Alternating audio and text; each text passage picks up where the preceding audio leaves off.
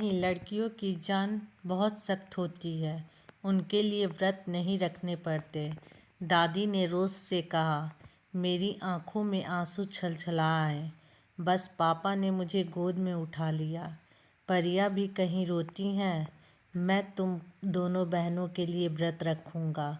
और सच में उसके बाद से पापा ने किसी भी छठ पर कुछ नहीं खाया। वो माँ के साथ व्रत रखते और शाम को हमारे लिए पूजा कर। मेरी बेटी जो बड़े ही कौतूहल से खिड़की के बाहर देख रही थी, अचानक बादलों की एक सुंदर आकृति देखकर खुशी से चीखी। वो देखो, सफ़ेद महल, उसी में परियां रहती हैं ना। मुझे याद आया कि बचपन में बादलों में बने परियों के देश की कहानी पढ़कर मैं पापा से पूछती, पापा मैं परी हूँ तो मेरे पंख कहाँ हैं? मैं कब उड़ूँगी? क्या आप मुझे लाने के लिए बादल पर चढ़े कैसे? उफ, कितना बोलती है ये। हर समय पटर पटर दादी बोल उठती थी और पापा मुझे हंसकर गोद में उठा लेते और कहते, पंख पढ़ाई करने से उगते हैं, देखना एक दिन तुम जरूर उड़ोगी। और आज मुझे लग रहा था कि मैं सचमुच की परी बन गई थी। बादलों के ऊपर से उड़कर पापा के पास जा रही थी। हालांकि ये मेरी पहली हवाई यात्रा नहीं थी। पर्यटन के सिलसिले में जाने कितने बार हवाई यात्रा की है, पर पति के साथ, लेकिन आज पहली बार अकेले, वो भी 3 महीने के बेटे और 3 साल की बेटी को लेकर। मैं घर से एयरपोर्ट आई और विमान पर बैठी। मेरी जैसी डरपोक लड़की के लिए ये सचमुच बहुत बड़ी बात थी। मैंने इत्मीनान से पलकें मूंद ली और मन को बादलों की तरह अतीत के आसमान में खुला छोड़ दिया। दादी का वाक्य नस्तर की तरह दिल में चुभ रहा था। हालांकि पापा ने तुरंत फ़ोन रख दिया, पर मैं दादी की बात सुन चुकी थी। उके आवे की बात ना जोहे, छोरा छोरा ही रहे हैं और छोरी छोरी ही। अब मेरा और दादी का शीत युद्ध अपने चरम पर पहुंच चुका था। बस हार या जीत बची थी। लेकिन कैसी अनोखी लड़ाई थी ये। लड़ मैं और दादी रहे थे और हार जीत पापा की होनी थी। मुझे लगा कि पापा ने अपना जीवन दांव पर लगा दिया है, मुझे जीतने का संबल देने के लिए। नहीं तो ऐसा क्या था पापा के मन में कि ठीक होने की इच्छा शक्ति नहीं रही। पापा तो हम सब की ही नहीं, सारे जमाने की प्रेरणा हुआ करते थे। बेबाक, बिंदास, जुझारू और जिंदा दिल। मैं बिल्कुल अपने पापा पर ही तो गई थी। महीने पहले पापा की दुर्घटना के बारे में सुना तो हुक सी उठी कि काश मैं परी होती और उड़कर अपने पापा के पास पहुंच जाती। पर मैं परी नहीं थी, सामान्य औरत थी और औरत के जीवन की सबसे महत्वपूर्ण भूमिका में थी। ये मेरी दूसरी प्रेगनेंसी थी, 6 माह की प्रेगनेंसी और इतने सारे कॉम्प्लिकेशन। ऐसे में डॉक्टर ने मुझे यात्रा की अनुमति नहीं दी। मैं मन महसूस कर रह गई, पर पापा की चिंता मेरा पीछा न छोड़ती। दुर्घटना के इन 6 महीनों में पापा को कितना बदल दिया था, ये तो फ़ोन पर पापा की आवाज़ सुनकर ही मालूम हो जाता था। कार दुर्घटना में पापा की पीठ में ऐसी चोट लगी, बिस्तर पर आ गए। दोनों भाई जी जान से सेवा में लगे थे, पर पापा किसी की सुनते कहाँ थे। पापा की हड्डी जुड़ चुकी थी। आगे का इलाज उस फिजियोथेरेपी से होना था, जिसके लिए बहुत आत्मबल, इच्छा शक्ति और किसी दृढ़ व्यक्ति के साथ की ज़रूरत थी। पापा ने वो ट्रीटमेंट लेने से इनकार कर दिया था। डॉक्टर का कहना था उनका शरीर इलाज स्वीकार नहीं रहा क्योंकि मन टूट गया है। पापा टूट चुके थे, वो पापा जो मेरी ताकत थे। मुझे अपनी परी कहते थे। भैया दीदी मुझे पापा की लाडली कहकर चिढ़ाते थे। सब जानते थे कि यूं तो पापा सबको प्यार करते हैं, पर मेरी कोई बात को टाल नहीं सकते। और तो और हम सबका स्कूल साधारण और इसका एडमिशन शहर के सबसे महंगे स्कूल में। जब छोटे भैया ने गुस्से में एक बार ये कह दिया तो मम्मी ने सबको बैठाकर पूरी कहानी सुनाई। मैं पापा की चौथी संतान थी, पर सबसे पहले जिस नवजात शिशु को पापा ने गोद में उठाया था वो मैं थी। भरे पूरे संयुक्त परिवार में दादी का वर्चस्व चलता था। जिस ज्योतिषी की वो भक्त थी, उन्होंने बताया था कि माँ को पहली बेटी होगी, वो बहुत भाग्यशाली होगी। उसी के भाग्य से उसके बाद सभी बेटे होंगे। इसलिए दीदी दादी को बहुत प्यारी थी, और दोनों भाई इसलिए क्योंकि वो खानदान के चिराग थे। मुझे उन्होंने अपने गुरु की भविष्यवाणी गलत सिद्ध करने के लिए कभी माफ़ नहीं किया। जब मैं हुई तो माँ बहुत कमज़ोर हो गई थी। दादी ने मुझे गोद में उठाया नहीं। तब पापा ने पहली बार इतने छोटे बच्चे को डरते डरते बहुत संभाल कर गोद में उठाया और सीने से लगाकर कहा, ये तो बिल्कुल परी जैसी है। और मेरा नाम परी पड़ गया। मेरे होने के कुछ दिनों बाद भी जब मम्मी ठीक न हुई तो पापा ने उन्हें डॉक्टर को दिखाया। पता चला कि उन्हें तपेदिक है। नवजात शिशु को छूने की उन्हें सख्त मनाही हो गई। बस दादी के लिए वो और मैं निरर्थक कबाड़ हो गए, जिन्हें फेंक दिया जाना चाहिए था। उनकी मनसा भाप कर पापा अपनी बीमार पत्नी, 4 बच्चों और एक वफादार नौकर के साथ गांव की हवेली छोड़ दी और हम सबको लेकर शहर आ गए। माँ के गहने बेचकर घर लिया और बच्चों को ट्यूशन पढ़ाकर घर चलाना और अपना शोध कार्य शुरू किया। सबसे पहले वे 3 बच्चों का एडमिशन शहर के सबसे अच्छे स्कूल में ही कराने गए। प्रधानाध्यापक से बहुत विनती की, पर उन्होंने साफ कह दिया कि वो केवल नर्सरी में ही प्रवेश लेते हैं। तब उन्होंने एक दूसरा स्कूल देखकर सबका एडमिशन कराया। पापा के प्रेम और सेवा ने मम्मी को बिल्कुल ठीक कर दिया। 6 महीने वो एक नवजात शिशु का पालन पोषण करते रहे। मैं एक पल को भी उनकी गोद से उतरने को तैयार न होती। वे भी मुझे गोद में लिए ही पढ़ने पढ़ाने के और हर काम करने के आदी हो गए थे। 6 महीने उन्होंने माता पिता दोनों बनकर पाला था मुझे।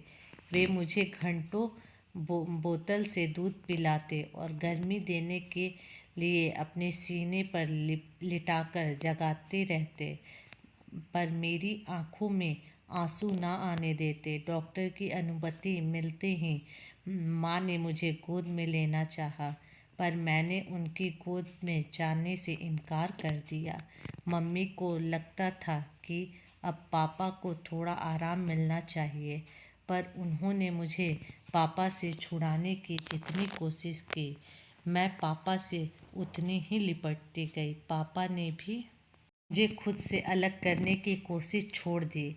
कम से कम मेरा एडमिशन उनके मनपसंद स्कूल में हो जाए, इसलिए सारा समय वे मुझसे अंग्रेज़ी में बात करते रहते।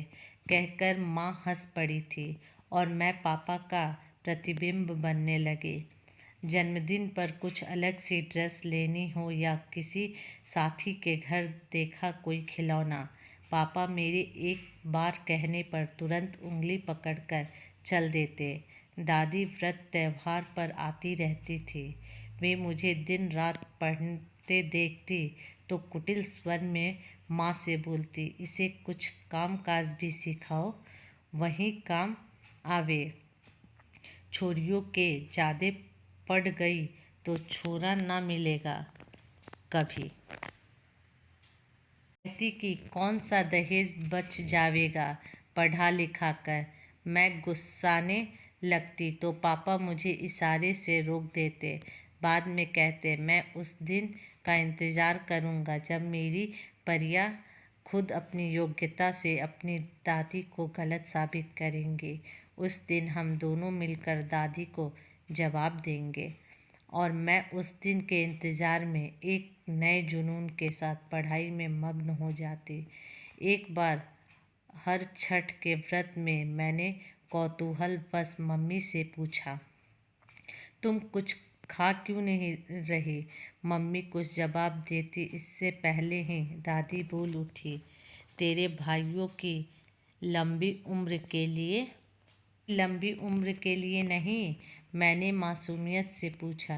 नहीं, लड़कियों की जान बहुत सख्त होती है, उनके लिए व्रत नहीं रखने पड़ते, दादी ने रोष में कहा। मेरी आंखों में आंसू छलछला आए। बस पापा ने मुझे गोद में उठा लिया।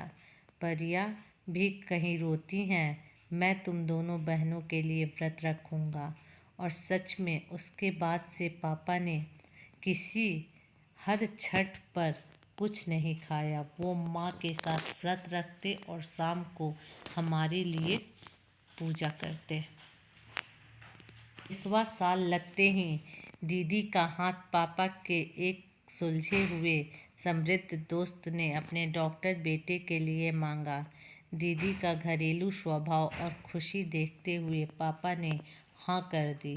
उसके 1 साल बाद भैया लोग इंजीनियरिंग पढ़ने हॉस्टल चले गए और घर में रह गए बस 3 प्राणी। पापा इस छोटे से शहर के प्रतिष्ठित व्यक्ति बन चुके थे।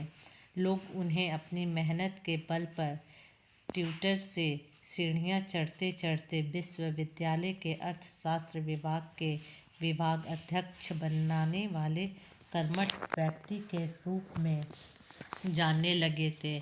हमारा छोटा सा घर बंगले में तब्दील हो चुका था, पर रहन सहन और पहनावा अभी भी वही था। गांव से मिले अच्छे संस्कार को वे भूले नहीं थे। मैं लगभग 7 साल मम्मी पापा के साथ अकेली रही। मेरी अनपढ़ मम्मी 16 साल की उम्र में ब्याह कर आई और उसके बाद 10 साल दादी की तानाशाही में रही थी। वो विनम्र और कर्तव्यपरायण तो थी, पर पापा की दोस्त नहीं बन पाई। कभी इसकी कमी मैंने पूरी की। बाकी तीनों भाई बहन जब तक घर में रहे वे पापा के स्वयं को स्थापित करने के संघर्ष की व्यवस्था के दिन थे। शायद इसलिए मेरे पापा से जो दोस्ती का रिश्ता जुड़ा था वो किसी और से नहीं जुड़ सका था। भाई बहन मुझे पापा की लाडली कह के चिढ़ाते। ठीक भी था, सबकी बुनियादी परवरिश गांव में हुई थी, तो वे सुसंस्कारी और आज्ञाकारी थे और मुझे पापा की उन्मुक्त परवरिश मिली थी जिसने मुझे बेबाक, बिंदास और जिद्दी बना दिया था। मैं उनसे तर्क कर लेती थी, जिद कर लेती थी, लड़ लेती थी, ज़रूरत पड़ने पर उन्हें डांट भी लेती थी। एक मैं ही थी जो पापा के साथ चुहल करती थी। स्कूल के अंतिम वर्ष में ही मैंने तय कर लिया था कि मुझे गणित के व्याख्यात बनना है। उस छोटे से शहर में विश्वविद्यालय की पढ़ाई तो बहुत अच्छी थी, पर माहौल अच्छा नहीं था। घर से कॉलेज तक के रास्ते में आवारा लड़कों के कारण लड़कियों का चलना मुश्किल था और कॉलेज के अंदर उनके कारण पढ़ना। फिर गणित की कक्षा में तो 3 ही लड़कियां थीं। तब मेरा सामना हुआ उस कड़वी सच्चाई से जिसने मुझे भीतर तक तोड़ दिया। टीजिंग लड़कियों के खिलाफ होने वाले भयानक हादसाओं के मुकाबले ये बहुत छोटा सा लगता है, पर जिसने झेला है वही इसका दर्द जानता है। गणित की कक्षा में उस नाकारा लड़के के आह को क्लास की सबसे होनहार लड़की से आहत हो जाने से में समय नहीं लगा। उसके कारण मेरा जीना दुर्भर हो गया। पहले शादी का प्रस्ताव ना मानने पर कभी बलात्कार तो कभी एसिड अटैक की धमकी। संयोग से उन्हीं दिनों शहर में कुछ ऐसी भयानक घटनाएं घट गई कि हर लड़की के पिता की तरह पापा भी डर गए। उस पर मेरे केस में पुलिस का कहना था जब तक कुछ हुआ नहीं तब तक गिरफ्तारी संभव नहीं। समाज का, उस लड़के के घर वालों का, विश्वविद्यालय का गैरजिम्मेदाराना और लड़की को ही गलत साबित करने का रवैया, दादी का वो नस्तर आज तक दिल में गड़ा है। खुद को चाहे जितना बदल लो, समाज को थोड़ी ही बदल सकते हो। लड़की वो पराई दौलत है जिसकी रखवाली में ही माँ बाप बूढ़ा हो जाता है। विश्वविद्यालय के 5 साल कैसे बीते ये या तो मेरा दिल जानता है या पापा का। पापा ने मेरे लिए हर लड़ाई लड़ी, पर मुझे घर से बाहर के काम सिखाने और अकेले बाहर निकलने का आत्मविश्वास देने के लिए काम सौंपने की हिम्मत वो न कर सके। उन्होंने मुझे हर चीज़ सिखाई सिवाय अकेले कहीं आने जाने के। शहर की आवारा सड़कों पर, ट्रेन में, बस में मुझे अकेला छोड़ने की हिम्मत वो कभी न कर सके। अंत विद्यालय प्रतियोगिता में वो हो या किसी सहेली की शादी, वो खुद छोड़ने और लेने जाते, पर मेरी हिम्मत उन्होंने कभी टूटने नहीं दी। मैं पढ़ाई में दिन रात एक कर दिया। पापा ने मेरी रखवाली करने, नैतिक संबल बनाने में आखिर हमारी मेहनत रंग लाई और मैंने पूरे प्रदेश में टॉप किया। तुरंत ही मेरी एक दूसरे शहर में लेक्चरर की जॉब लग गई। तभी किसी रिश्तेदार ने उसी शहर में, उसी विश्वविद्यालय में भौतिक विज्ञान के प्रोफेसर का रिश्ता बताया, जो पापा को बहुत पसंद आया। दोनों के घर के बड़ों ने अब बड़े शौक से चट मंगनी और पट ब्याह रचाया। पापा ने विदाई के समय मुझसे कहा, जो कुछ मैं तुम्हें नहीं सिखा सका वो अब सीखना, पर सीखना ज़रूर। बिना बाहर निकलने के बाहरी कामों के ज्ञान और आत्मविश्वास के आर्थिक आत्मनिर्भरता अधूरी है। लेकिन कुछ घर और नौकरी की व्यवस्था और कुछ पति का अधिक ही प्यार और देखभाल का स्वभाव मैं पापा से किए वादे को भूल गई। कई बार उनके याद दिलाने पर कोशिश की तो पाया कि दहशत के उन 5 सालों में मुझे अकेले बाहर निकलने का फोबिया डेवलप हो चुका है। ये तो बिल्कुल मनोरोग की तरह है। अकेले बाहर निकलने की सोचकर ही मेरे हाथ पांव कांपते देखकर एक बार पति को भी लगा, पर जैसा कि अपने देश में होता है ना, उन्होंने ही मैंने किसी तरह के इलाज की ज़रूरत समझी। हमारे खुशहाल और एक दूसरे की अधिक ही ध्यान रखने संयुक्त परिवेश का कारण ज़रूरत भी नहीं महसूस हुई।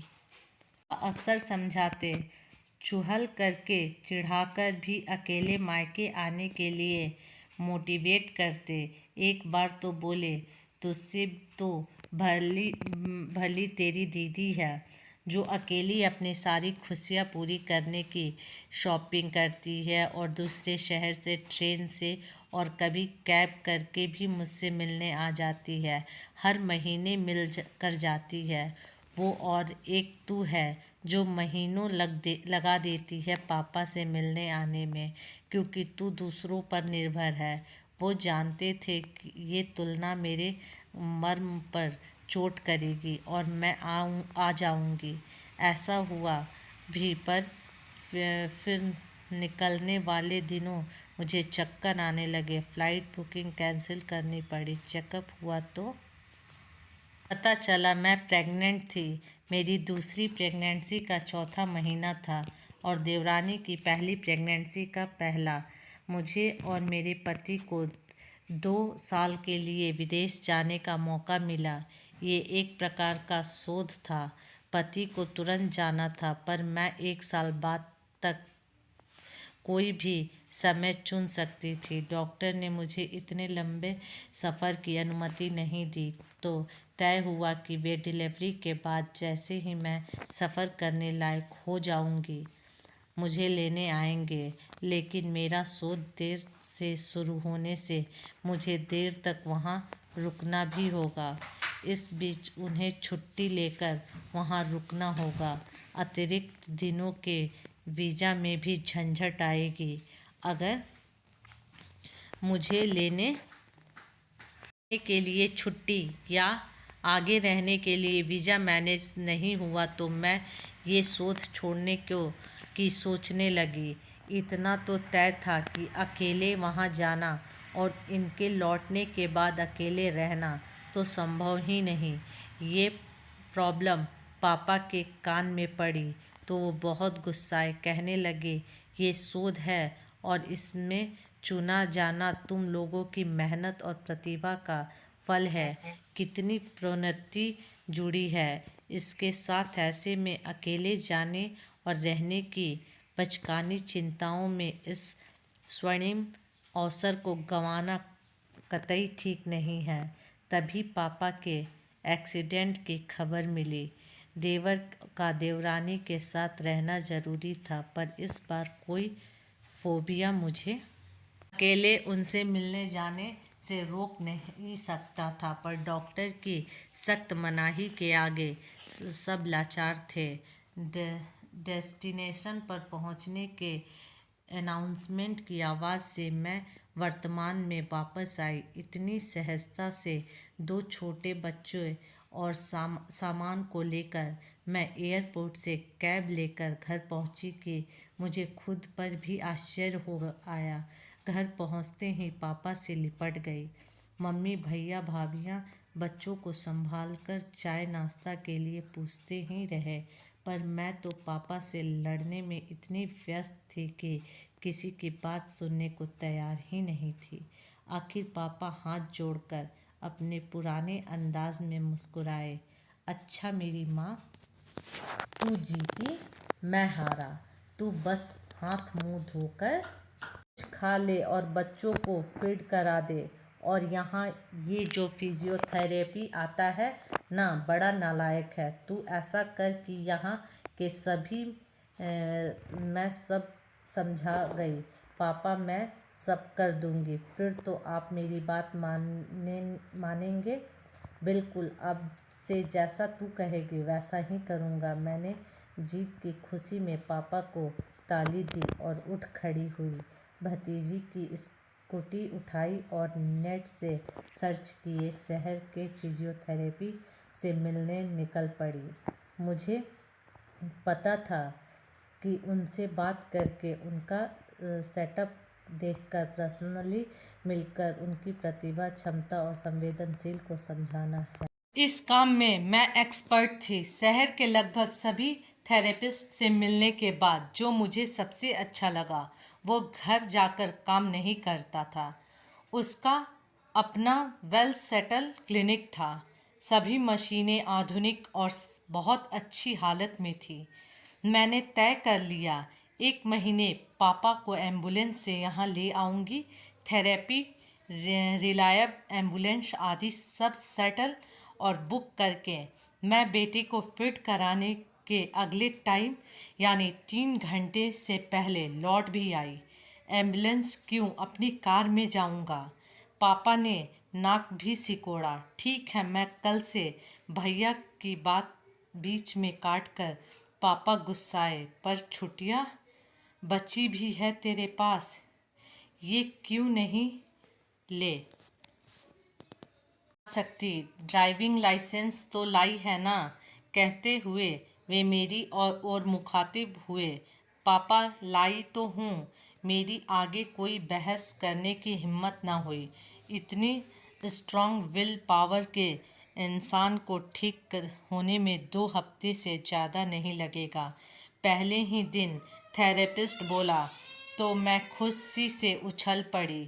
घर आकर अपनी उपलब्धि पर पापा को जीत की ताली दी तो वे बोल उठे, अब तो मुझे यकीन हो गया न कि तू अकेले विदेश जा सकती है, बल्कि दामाद जी के लौट आने पर भी अपना शोध पूरा होने तक बच्चों के साथ अकेले वहाँ रह सकती है।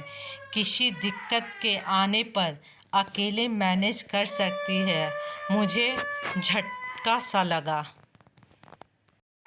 अब इस मुलाकात में पहली बार मैंने पापा का चेहरा ध्यान से देखा। वही ममता और आत्मविश्वास से भरे मुस्कान, स्नेह से दमकता सरल चेहरा। कहीं आत्मबल की कमी, मन के टूट जाने या इच्छा शक्ति के खत्म हो जाने के कई संकेत नहीं। तो क्या मेरी फोबिया खत्म करने के लिए पापा इतने महीनों से बिस्तर पर थे? तो क्या मेरी अधूरी शिक्षा पूरी करने के लिए मेरे सामने ये परीक्षा रची थी? मुझे दादी से जीतने के लिए उन्होंने जिंदगी से हार जाने का नाटक रच डाला था। डॉक्टर कहते हैं कि अगर हड्डी जुड़ने के कुछ माह बाद तक ये थेरेपी पूरी ना हुई, हो सकता है पापा को ताउम्र झुककर चलना पड़े। पापा के चेहरे पर साफ लिखा था कि उनकी ममता को मुझे तनकर चलना सिखाने के लिए खुद सारी उम्र झुककर चलना पड़ने का जोखिम उठाने का कोई अफसोस नहीं था। दोस्तों, यदि मेरी कहानी अच्छी लगे तो लाइक, सब्सक्राइब, शेयर और कमेंट तो ज़रूर ही करें।